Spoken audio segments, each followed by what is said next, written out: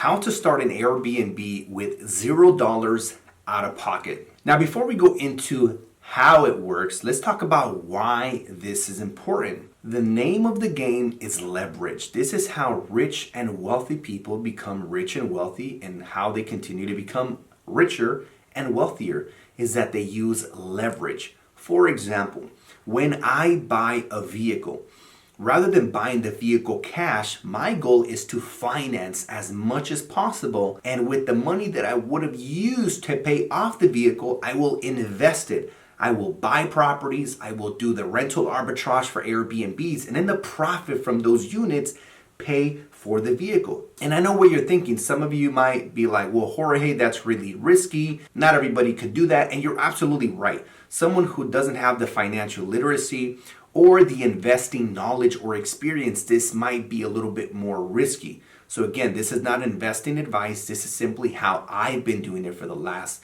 11 years. And again, when I buy a property, my goal is to put as little of money into that property so I can have more money left over to go and buy more. So like if I have $100,000, just to use some easy numbers and an example you can understand, rather than put $100,000 into one property, I'd rather buy 4 properties with $25,000 each, because in 10 years, when those property values double, I will have 4 times the equity, 4 times the net worth from those properties, 4 times the cash flow, 4 times the real estate tax benefits, because I am an expert real estate investor and I've been buying real estate since 2012, so I know how to execute this. Now, I wasn't born an expert, right? Like I'm actually a college dropout, and I grew up with parents who were not real estate investors. So I'm not a trust fund baby, and I wasn't born with a silver spoon in my mouth.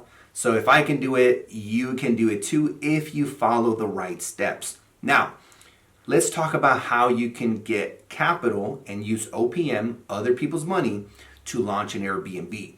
There's a lot of ways to do this, but my favorite strategy of all of them is implementing a strategy called a cash advance. A cash advance is where you transfer money from a credit card into a checking account. So let's say your credit card availability is $15,000, and we don't want to max it out because we want to keep our utilization under 30%. But in this case, we might go up to 60% because I need to use a 10,000 number, right? Or we could just say that your limit is 20,000 and we're only going to use half, and then we'd be at 50. Or if it was at 30,000, we're only going to use 10, and then we would really be at that 33%ish. Point is, we're going to transfer $10,000 from your credit card into your checking account. Now, there's going to be some people out there that are going to be commenting down below saying, but Jorge, you can't do that. You can only use a credit card to pay off another credit card. And that's true. That's called a balance transfer, where you transfer the balance from one credit card to another credit card. I am not talking about that. I'm talking about a cash advance. Now listen, guys, I'm the expert here. I used to work at Bank of America in 2008, and I used to process these types of transactions for people every day. And I've done this a ton of times, and I have students that have done this a ton of times. So yes, you can transfer money from a credit card into a checking account. It's called the cash advance, and you typically get 0% interest for up to 21 months, and you pay a one-time 3% fee. It could be as high as 5% depending on the credit card, but the Bank of America Cash Rewards Visa is only 3%, and it is a 0 annual fee. So here's exactly how it would work. Imagine you found a property that has a lot of potential. And by that, I mean you went onto Airbnb's Rentalizer, and maybe this property is projected to make, say $5,000 a month, which is $60,000 a year. And you found a similar property available for rent on Zillow.com where the property is renting for $2,000 a month. Now, by this point, you should have called the city to make sure you can get a permit, because the 2 most important things is, can I get a permit? If yes, then I look at the Airbnb Rentalizer numbers to make sure that I can generate double or more whatever I'm going to pay in rent. Once you know you can get a permit and you can generate double, you're good to go.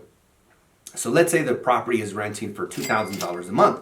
Well, guess what? Once those $10,000 are in your checking account, you'll take the first $2,000 to pay the first month's rent, the second $2,000 to pay the deposit. Now you got $6,000 left for the furniture. Now, this would of course work for like a studio or a 1-bedroom apartment, right? If you were launching a 5-bedroom house, you're not going to do it with $10,000 unless it was somewhere, in the Midwest. So now you invested those $10,000 to launch your first Airbnb. Now, let's say that after paying your rent and utilities and cleaning fees, you are left with $1,500 a month in cash flow. Well, that is $18,000 in profit the first year. You would take those first $10,000 to pay off the credit card, and you would still be left with $8,000 in positive cash flow from that first year. Now, the powerful thing here is now you have no debt. Your good debt is gone. And the reason I say good debt is because there's two types of debt, right? Bad debt takes money out of your pocket. Good debt puts money into your pocket. So now you paid off the $10K, you're left with $8,000 of net cash flow. And guess what? If you sign a lease for 2 years, 3 years, you're going to keep making those $18,000 a year, which is $1,500 a month in positive cash flow. By the way, if you guys are enjoying this video, make sure you guys hit that subscribe button and turn on that notification bell.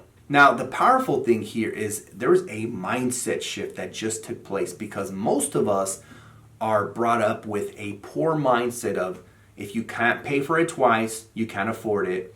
Don't finance anything. Don't use credit cards. It's that Dave Ramsey mentality that unfortunately keeps most people broke as a joke. And I'm more of that rich dad mindset of if you don't say I can't afford it, say how can I afford it? If you don't have the money, go find the money. If you don't have the credit, go find the credit. If you don't have the experience, find someone who does, or go and learn from, on YouTube, or read a book, or find a coach, whatever it is. You find those things, right? Tony Robbins says success is not about having all the resources. Success is about being resourceful. So now you have no money in the deal and you're still making $1,500 a month. That's what we call infinite ROI, infinite return on investment, because now there's no money in the deal and you're continuing to cash flow $1,500 a month.